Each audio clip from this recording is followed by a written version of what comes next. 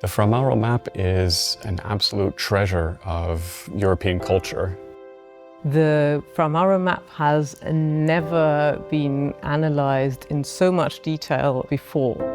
The Mobile Lab is at the core of our natural science activities. We need to be able to travel to the objects and do the analysis on site. We can analyze non-destructively, non-intrusively, without taking any samples in pretty much any place in the world. And one of such places we had the great privilege visiting in Venice. My hope is that the project will be very revealing of precisely how the map was made. We expect to gain knowledge about the pigments used, about layers that were later overpainted or glued over that have not been visible since the 1450s when the map was made. In the end, it came to be such a massive project. The preparation for this project was tricky, took a lot of time. And so the group was formed, and then we organized the trip to Venice.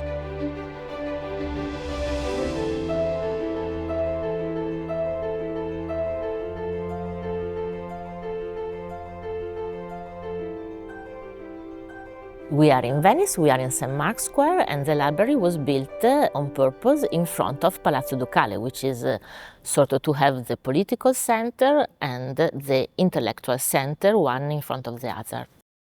The Fra Mauro Map is a very complex object. Is it something special? Because of its dimensions, first of all, because of its importance in the cartographical literature, and because of its material features.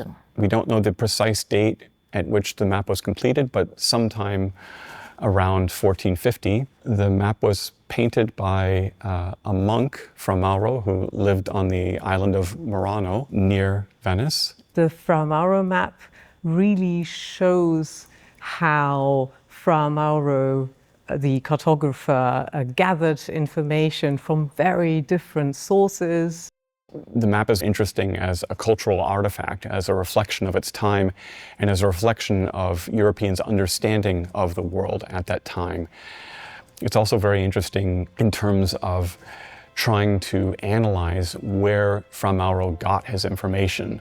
And this gives us information about the flow of knowledge in the 15th century in the Mediterranean world.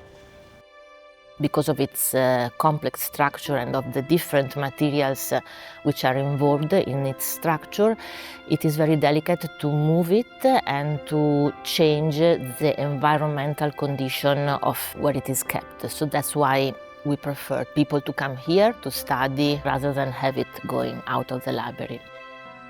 The artifacts we're interested in, such as valuable manuscripts, cannot be transported to Hamburg, and they should not be transported to Hamburg in order not to endanger them. And thus, over the last years, we have built up the Mobile Lab, which by now is able to conduct a wide variety of analytical methods in the museum, in the libraries, and in the archives worldwide.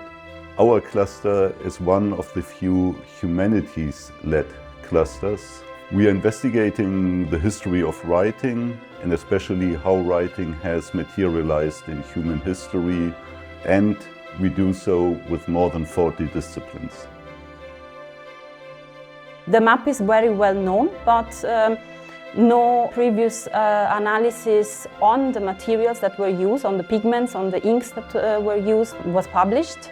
And so this is a fantastic opportunity. In addition to that, we have questions that are coming from our partners from the humanities. In examining the map, one thing that has become very clear is that it was revised very extensively over a long period of time. There are 3,000 descriptive texts on the map, and they are endlessly fascinating. And one aspect of the map that I noticed several years ago is that there are cases where a shorter descriptive text has been overpainted with a longer descriptive text. And our hope is to be able to reveal the so-called undertexts and to thus see how the map developed in Fra Mauro's hands over time. So it was a combined effort. It started with Chet's idea to study the cartouches. Then we stepped in as a lab who is highly interested in characterizing materials and understanding how written artifacts are made and what are they made with. Then we discussed those questions, and luckily they were very much aligned with the questions that Hannah posed for this project. I went there trying to learn how Fra Mauro and his team developed really a concept of presenting the world and their knowledge about the world in such a complex written artifact, which involves text, which involves pictorial elements, and which involves a lot of very, very deliberate planning, and it involved a lot of rethinking and changing.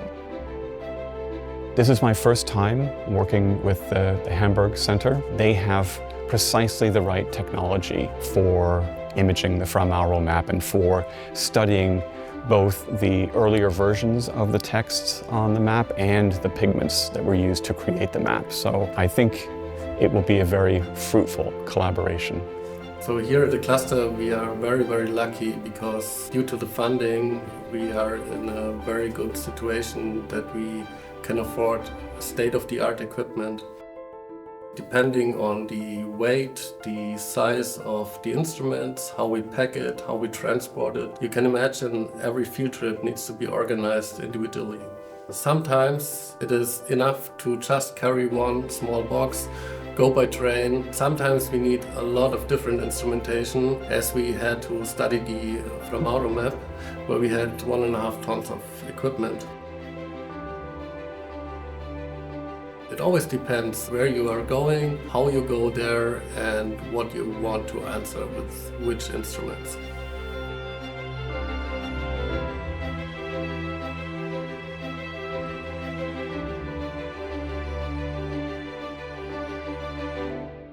This project we brought especially an XRF scanner, a Raman instrument, and an infrared camera.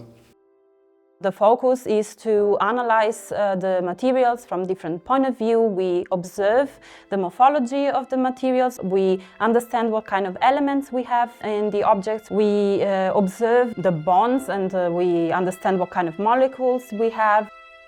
Our scanner is very specific. It has a set of polycapillary optics. You can imagine tiny little lenses which are focusing the beam to a really microscopic size of 35 microns diameter, so half of an average width of a hair.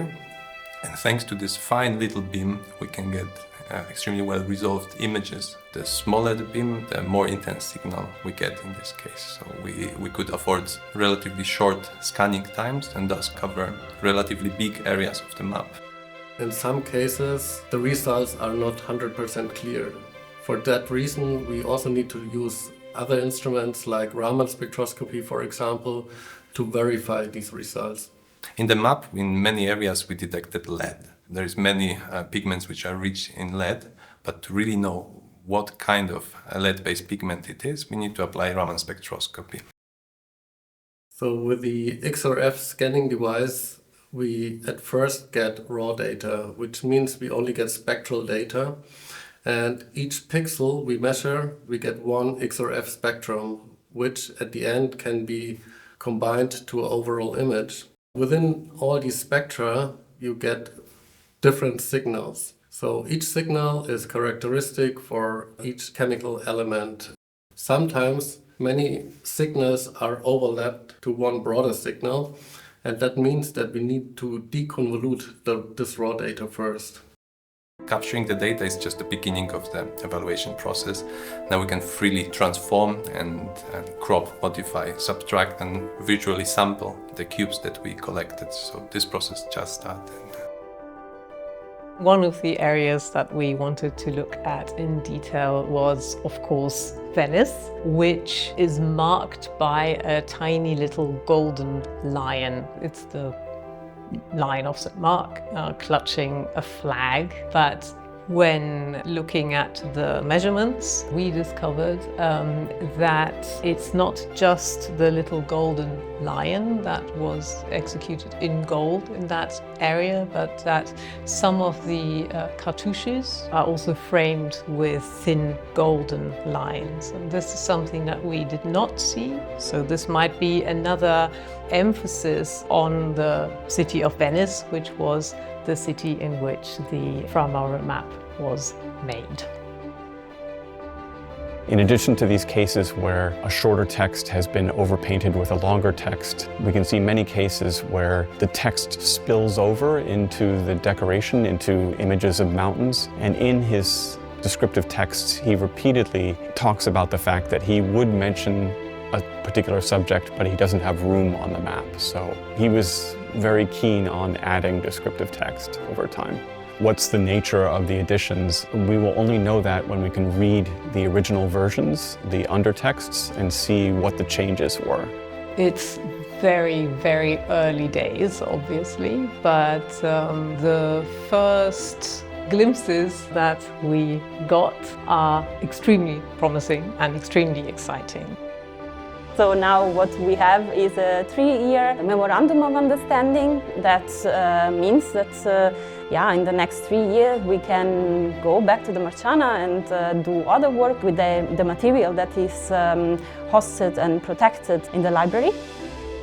It was the first big trip for those two devices, so we were stress testing them and pushing them to the limits in a completely new environment. It was a pilot project where we tested whether the approaches we proposed would work well for addressing the questions we had.